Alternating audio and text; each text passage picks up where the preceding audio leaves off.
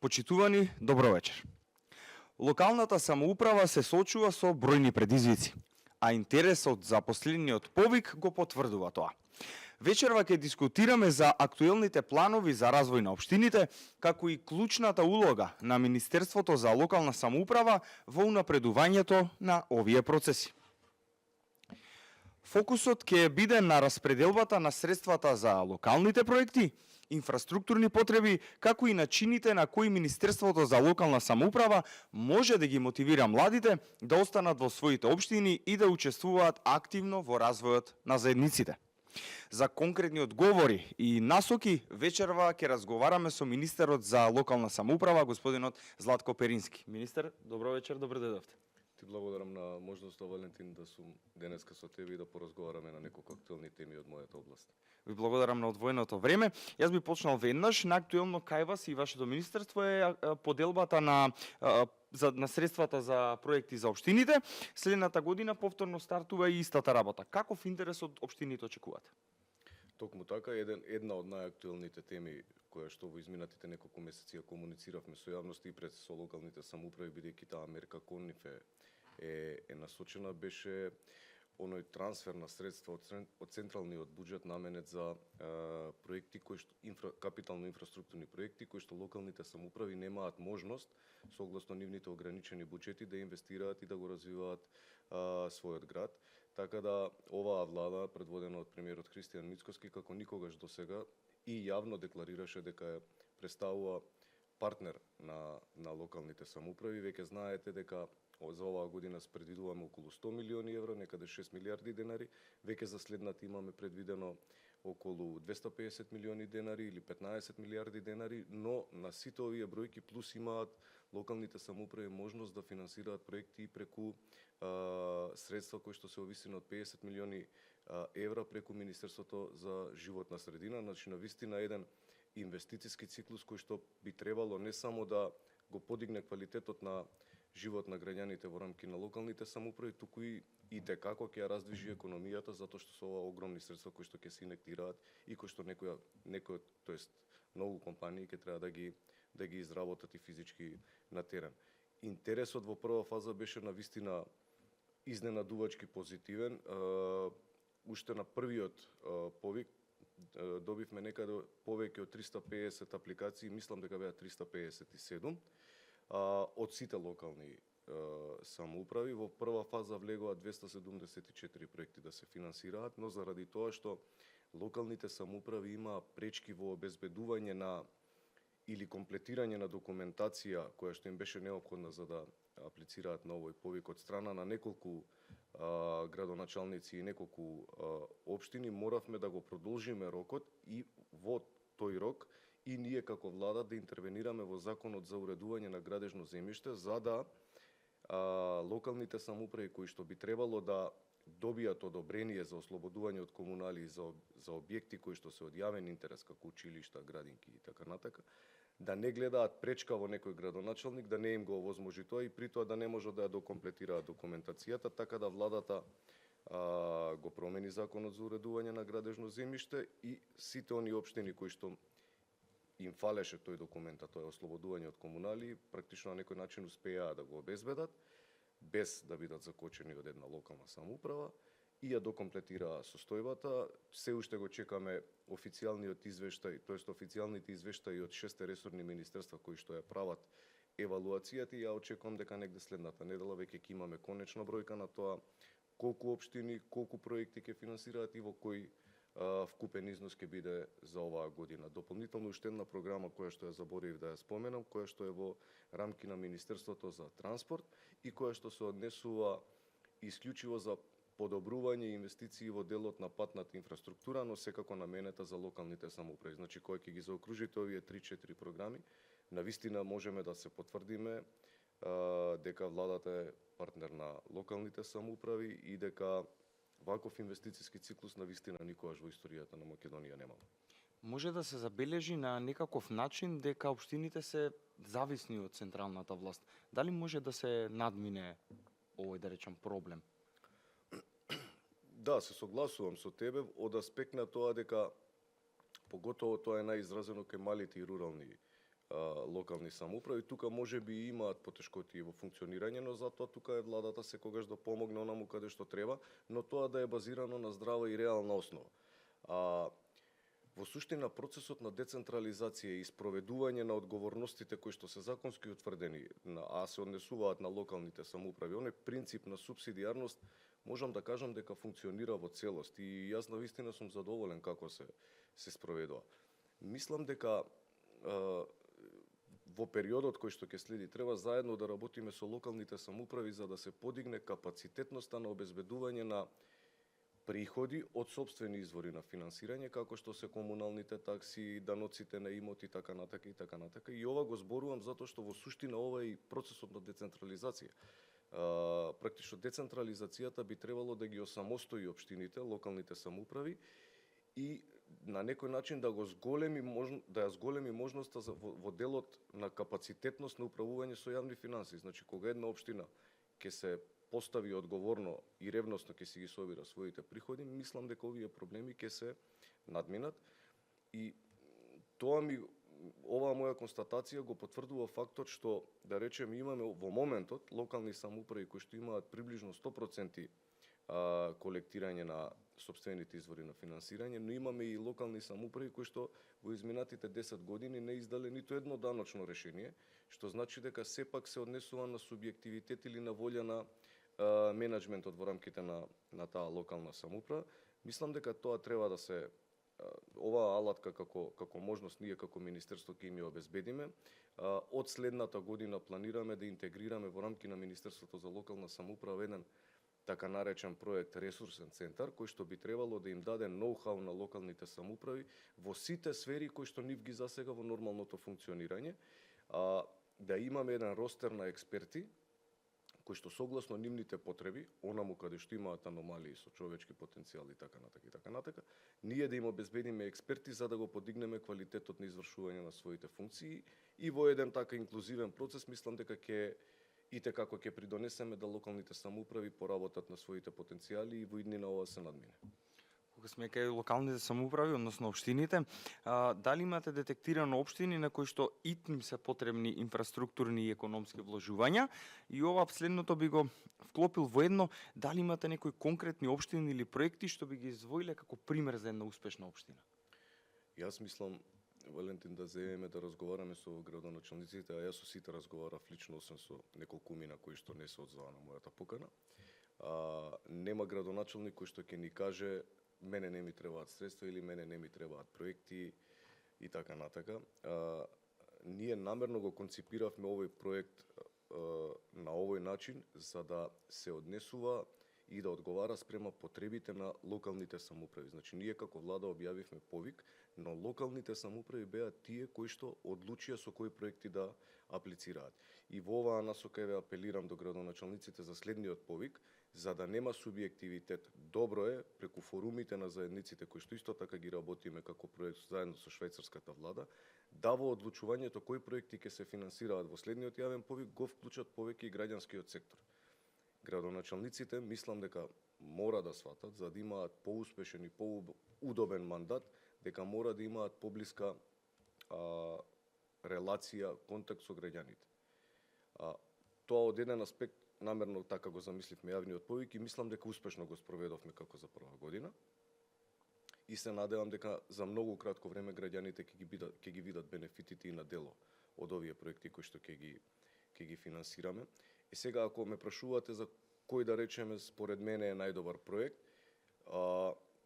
не би сакал да звучам субјективно, сите проекти кои што ги финансираме ние преку централниот буџет се исклучително битни за сите локални самоуправи, значи навистина диапазонот на проекти кои што аплицираа локалните самоуправи беше огромен, имаме проекти од не знам, карикирам, од $1.000.000 вредност до проекти кои што надминуваат и стотици милиони денари. Се извинувам. Она што мене ме воодушеви што имаше одредени градоначалници кои што аплицираа со проекти за реконструкција на објекти кои што биле заборавени од времето. Да речеме, нека ми простат останатите градоначалници, навистина сите ги почитувам, но она што највеќе мене ми падна во очи е, да речеме, реконструкцијата на старата чаршија во Гевгелија. Тоа е навистина нешто ќе му даде посебен белек и шмек на градот. Дополнително градоначалникот на Радовиш ќе ја реконструира старата стоковна куќа која што е во моментот тотално запуштен и руиниран објект, а се наоѓа во центарот на Радовиш. Ќе даде дополнителна суштина на градот, дополнителна вредност, ќе биде едно збиралиште на младите, па не само на младите, и на граѓаните на сите граѓани на Радовиш. Значи, што во суштина фалеше во изминатите години? Значи, ние немаме ниту една приказка која што успешно се реализира не само на локално ниво, туку општо и на централно ниво. Ние до тој степен ги задоивме граѓаните да гледаат само серии и ништо друго да не овој систем им понуди, и еве го нивото на квалитет на живот кој што ни се случува овде и на локална самоуправа и на ниво на држава. Така да, мислам дека преку овие проекти и те како ќе се подобри квалитетот на живот на локално ниво, и тоа еве нека биде исчекор во креирањето на политики и понатаму да развиваме нешто кое што би требало да ги раздвижи граѓаните, да не седат дома. Ние не можеме да кажеме дека имаме успешна приказка на ниво на локална самоуправа или на ниво на држава, кога еден пензионер, освен седење пред телевизор, нема ништо. Нема ништо што друго да прави. Никаде во светот не е така. Така треба да се вложат доста за да се подобри и системот кој го напоменавте, меѓуто и општините. Интересни убави проекти, ги напоменавте и младите, односно нивните збирни места. Тука би сакал да поставам прашање конкретно за младите, што може како Министерство за локална самоуправа да се направи за младите да се развиваат во своите општини и да се вклучат во заедницата? Тоа е многу битно и суштинско прашање и навистина оваа влада и премиерот Мицкоски е многу фокусиран во оваа насока. Ќе ми дозволиш само накратко да ги кажам оние мерки кои што ги предвидуваме ние, а се насочени кон младите. Значи, знаете дека предвидуваме електронски уред за секој студент, без разлика дали е на приватен или државен факултет, што е исклучително битно. Предвидуваме, мислам дека фондот беше во висина од 10 милиони евра за стартап за лица до 29 години, навистина суштински и потребно, затоа што младите луѓе се многу повеќе едуцирани од она што ние мислиме дека се, и доколку им се овозможи оваа алатка, мислам дека и како ќе имаат мотивација да се градат и развиваат во рамки на сопствената држава. Исто така, како влада сме насочени, иако не е мој ресор директно, но како влада сме насочени во реконструкција и вложување и на инфраструктурата во насока на подобрување на условите во рамки на факултетите и секако на реконструкција на студентските домови. Мислам дека буџетот беше околу 18 милиони евра. Верувајте ми, без млади нема иднина. Ниту локална самоуправа, ниту па држава. Јас се уште се вбројувам во младите и навистина ми е драго кога ќе слушнам дека ние како влада или како локална самоуправа ги мотивираме тука да останат, растат и да се развиваат, бидејќи памтете. Секаде на друго место сте гостин. Само дома сте дома. И тоа е главната суштина на оваа порака која што сакам да ја испратам. Но за младиот човек да го стимулирате да остане дома, треба да има соодветен пат за да се прибере дома после град, да не се враќа со испрљани чевли или штикли од калта која што не му ја пружила локалната самоуправа да му ја асфалтира улица. Треба да има соодветно образование и услови за да го реализира тоа соодветно образование. И потоа треба да му пружите алатка како своите идеи кои што ги стекнал преку процесот на образованието може да ги реализира и да ги надградува во рамки на својата држава. Мислам дека сме на добар пат. Многу е пропуштено. Навистина е многу пропуштено. Пред се младите се разочарани од самиот систем на функционирање. Немањето ивенти, еве ќе збориме и на младалачки јазик. Кажете ми еден културен настан, еден диџеј или нешто слично кој што дошол, еве Скопје ќе го земам како пример, во изминатите 4-5 години. Ние немаме приказка. Јас сум уште активен во наукниот живот и мислам дека тоа е нешто кое што нема никогаш како желба да ми помине, но ние во Скопје сега во моментов ги броиме на прсти каде можеме да се забавуваме навечер. Верувам ми, порано не беше така. Значи, од една страна, комодитетот и квалитетот на живот мораме да го подобруваме кон системски реформи, а од друга страна мораме да ги инициираме и градоначалниците преку своите локални самоуправи да креираат и културни случувања во рамки на нивните општини. Ако може да заклучиме, значи потреба е една добра нова свежина во Апсолутно, во општеството. апсолутно. Начнавте една тема, меѓутоа ќе оставам таа за при крај, бидејќи имам уште едно до две прашања кои што сметам дека се важни. Првото е како Министерството за локална самоуправа гледа, односно помага во развојот на туризмот и морам да го спомнам и Отешево како локација со доста голем потенцијал, но не е до сега е заборавено од претходната власт. Дали имате планови за ревитализација на овој проект? Па ја би спомнал дека од Тешево може би најголемиот потенцијал кој што во моментот го има Република Македонија. Ние имавме неколку инвестиции тамо во подобрување на капацитетите на болницата за белодробни заболувања, проект кој што го финансиравме заедно со поддршка и на швајцарската влада, за кој што јавно искажувам огромна благодарност, бидејќи јас повеќе ги рачунам нив како партнери отколку се останато. Навистина многу ни помагаат и многу инвестираат во развојот на локалните самоуправи и во регионалниот развој.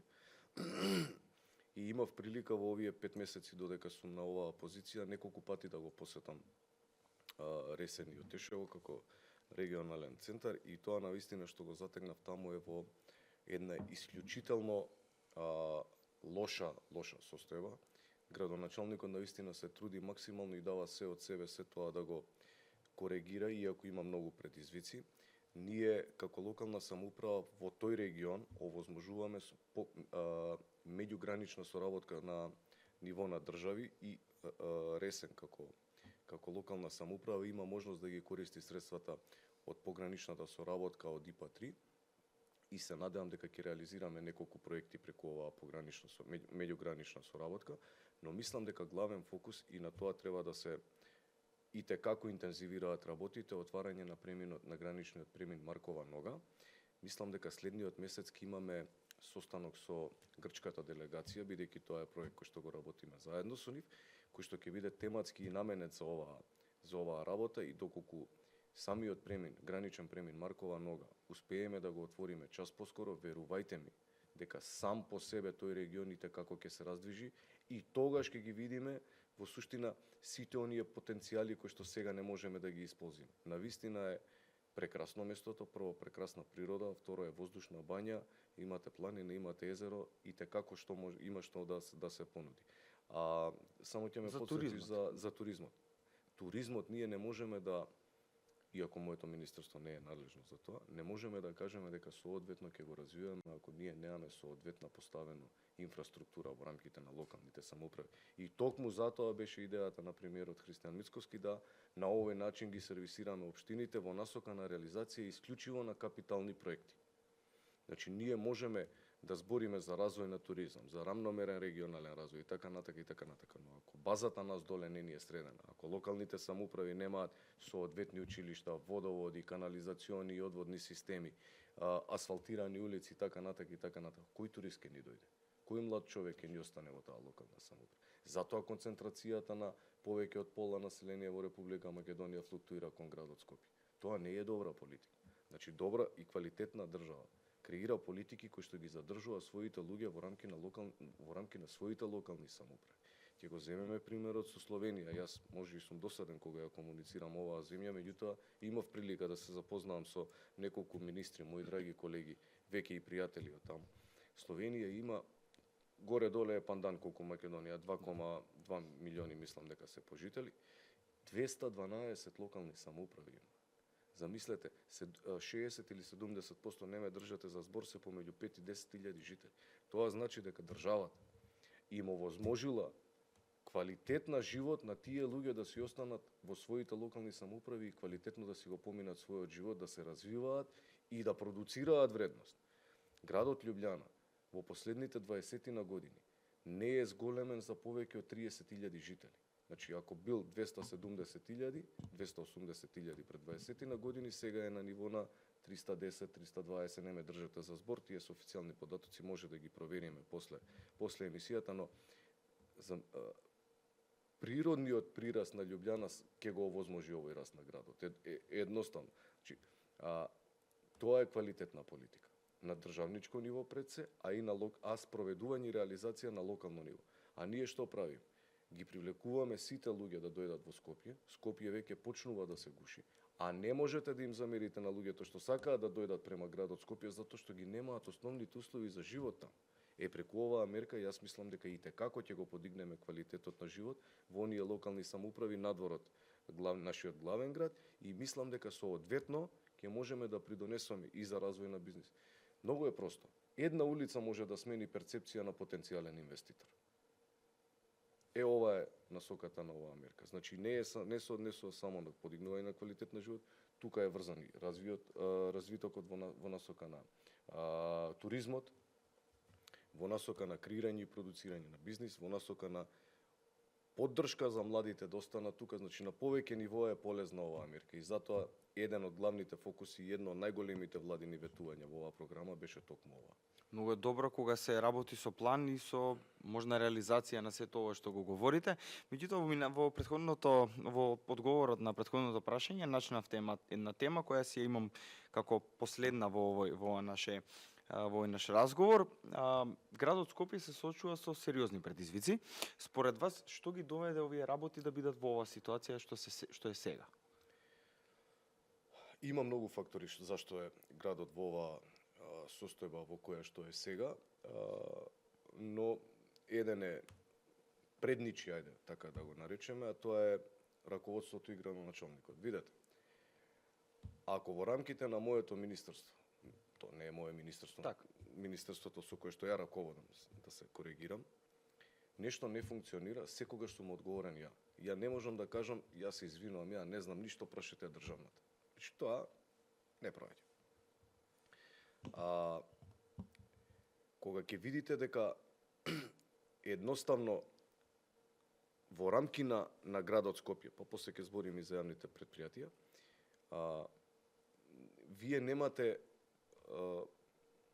одржано колегиум, значи немате слушнато соговорник да ве коригира во некоја одлука, да се консултирате за банални прашања, бидејќи никој не се родил и све да знае. Ниту јас знам све за локална самоуправа, меѓутоа имам почитувани колеги кои што ми даваат совети, слушам, учам и така натака и така натака. Кога вие ќе се обкружите со еден број на луѓе кои што се брои на една рака, вие не можете да допрете до реалности и да ги осетите прво потребите на граѓаните. Тоа е прво. Второ, во рамки на градот Скопје, а тоа најексплицитно ќе биде комуницирано со јавноста од која ќе замине овој градоначалник, бидејќи известно е тоа ќе се случи.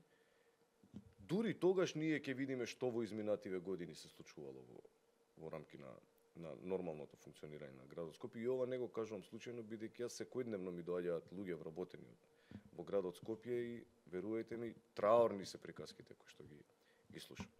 Сега, во немање на сенс, во немање на комуникација со граѓани, со медиуми, со колеги натре во градот, природно е да комуницирате со колегите. Не е обврска, него е природно. Со советниците, исходот е овој кој што е. Системот на функционирање во рамки на јавните претпријатија. Нешто на кое што интензивно работиме во насока на реформи, но кога ќе бидеме спремни ќе објавиме. Ваков каков што е во моментов и со ваков менеджмент не донесе до дереđe да вкупните обврски на јавните комунални претпријатија се некаде околу 2-30 милиони евра. Пари кои што јас и ти некој ден и сите останати граѓани ќе треба да ги вратиме без разлика кој е градоначалник. Значи некој тој долг мора да го сервисира.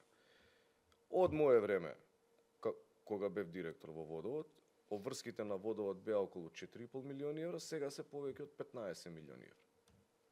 Од 4 скоро. Да, и тогаш, и сега велиме, и велевме дека не е добро за толку големи јавни комунални претпријатија, многу комплексни системи бидејќи третираат многу осетлива материја.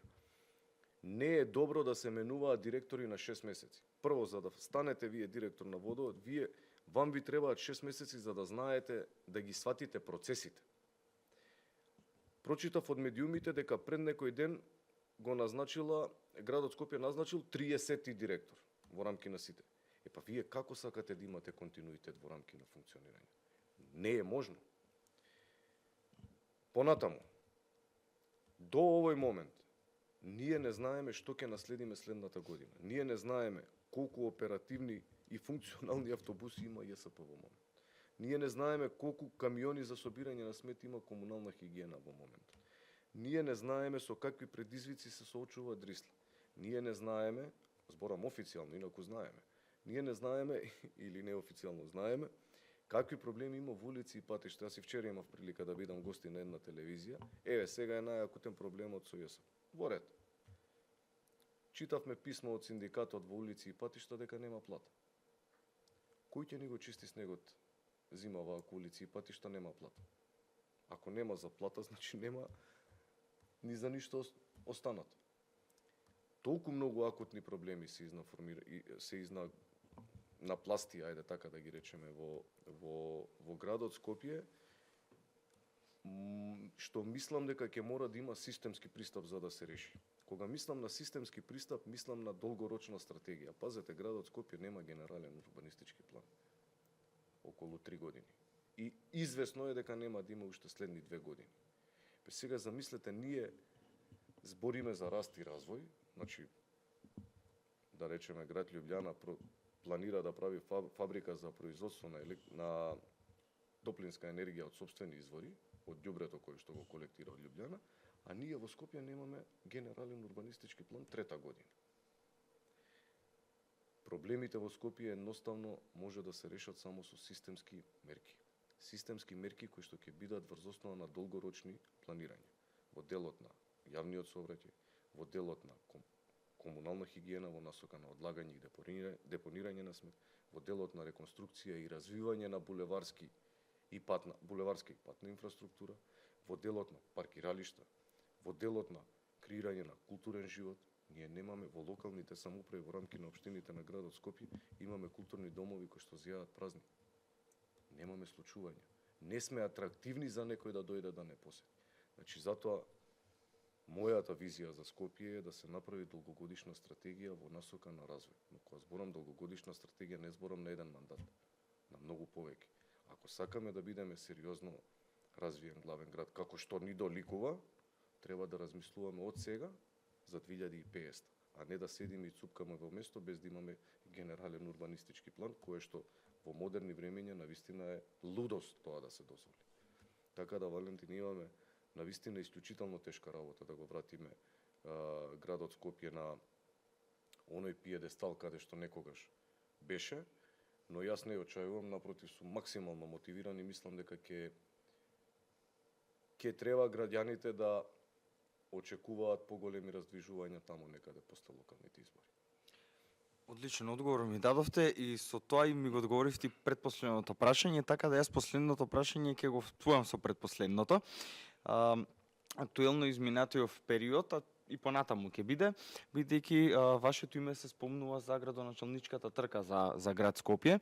Дали имате веќе одговорено, меѓутоа сакаме и во овој подкаст да го одговорите тоа, дали би се нафатиле за оваа работа и бидејќи спомнавте приоритети, кои би биле топ 3 приоритети на идниот градоначалник на град Скопје, доколку таа доверба би била дадена вам?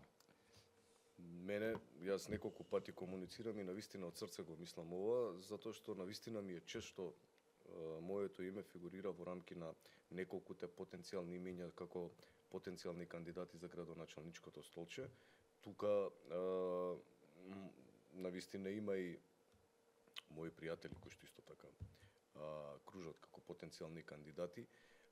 Ти и сам знаеш дека ние во рамки на нашата партија сме максимално посветени да ги извршуваме прво работите за кои што во моментот сме платени, но секако ние сме дел од политичкиот живот кој што е исполнет со предизвици, а мене навистина ќе ми значи многу и мислам дека можам многу да придонесам ако го имам предизвикот да бидам идниот градоначалник на градот Скопје, бидејќи јас сум убеден дека следниот градоначалник ќе потекне токму од оваа наша партија ВМРО ДПМН и ќе биде многу подобар, кој да е, од сите досегашни.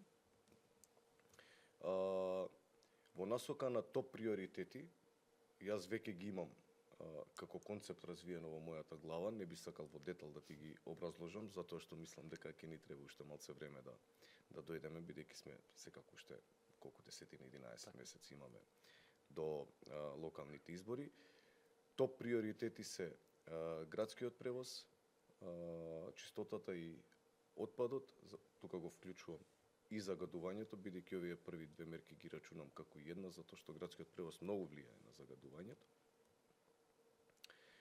И рекомпонирање во насока на поголема функционалност на јавните комунални претпријатија, а ова детално ќе го образложам што тоа ќе значи и колку може корисно да биде за градот Скопје и за сите таму вработени во периодот кој што ќе следи.